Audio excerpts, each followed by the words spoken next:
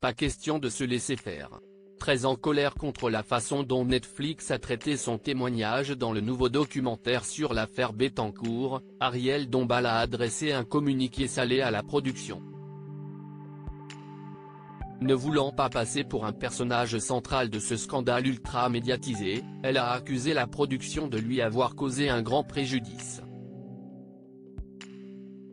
CIST, le nouveau documentaire Netflix qui fait le buzz, après les attentats du 13 novembre, l'affaire Grégory ou bien Monique Olivier, les producteurs de la plateforme ont décidé de s'attaquer à un nouveau sujet qui avait passionné la France il y a quelques années, l'affaire Bettencourt. Au centre de cette histoire, Liliane Bettencourt, une octogénaire héritière de l'Empire L'Oréal, est désignée comme étant la femme la plus riche du monde. Et autour d'elle, deux personnages qui se sont longuement affrontés, sa fille, Françoise Bettencourt-Meyers, et François-Marie Bagné, un photographe devenu son grand ami et que la fille accusait d'abus de faiblesse au vu des sommes que lui donnait Liliane Bettencourt. Un photographe haut en couleur, si on écoute les témoignages, qui lui avaient été présentés en 1987 par Ariel Dombal, qui a accepté de se remémorer ce moment pour le documentaire. CIST, moi qui ai fait le lien entre eux, je lui ai dit, CIST, un photographe formidable, plein de spontanéité, qui photographie dans la rue, qui est très artiste, très drôle. Recevez-le, ce sera formidable, l'entendez on racontait. Le photographe a 40 ans à l'époque, et accepte de photographier Liliane Bettencourt. Il devient rapidement très proche de la milliardaire, à tel point qu'il est nommé légataire de sa fortune pendant plusieurs années.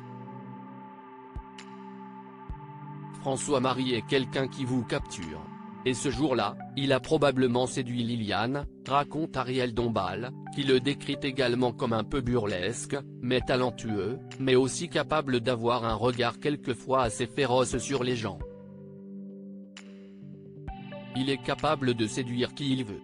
Il a un côté assez diabolique, conclut enfin la comédienne qui avoue qu'il aime les fêtes, le jeu et certaines mondanités.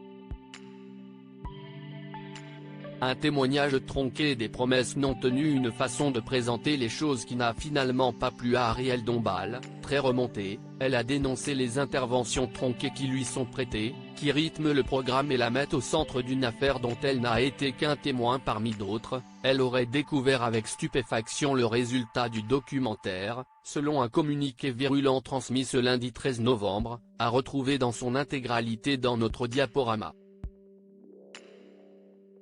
Elle conserve envers l'ensemble des acteurs de cette affaire une amitié, une sympathie, un respect qui exigeait que son témoignage ne soit ni trahi, ni biaisé. CIST, pourquoi elle avait exigé, et obtenu, que la production lui accorde la possibilité de revoir son témoignage afin qu'elle valide le montage de ses propos et leur insertion dans le programme, écrivent également ses représentants. Il faut dire que l'épouse de Bernard-Henri Lévy espérait sincèrement, sur la base des promesses écrites de la production, que son témoignage servirait une vérité, une honnêteté et une objectivité parfaitement absentes du produit final. Tout n'est que fiction, raccourci, biais et mademoiselle Ariel Dombal ne peut accepter de se retrouver actrice involontaire de cette mascarade fictionnalisée, quand ces conditions avaient été acceptées par écrit et qu'elle ne se confiait que sur la base de cet engagement ferme, ajoute-t-elle finalement. Un communiqué sec, dans lequel la comédienne très remontée rappelle également que ses droits les plus essentiels ont été bafoués, qu'elle est victime d'un mensonge et de promesses non tenues et condamne les méthodes employées. On vous avait prévenu, pas question de se laisser faire.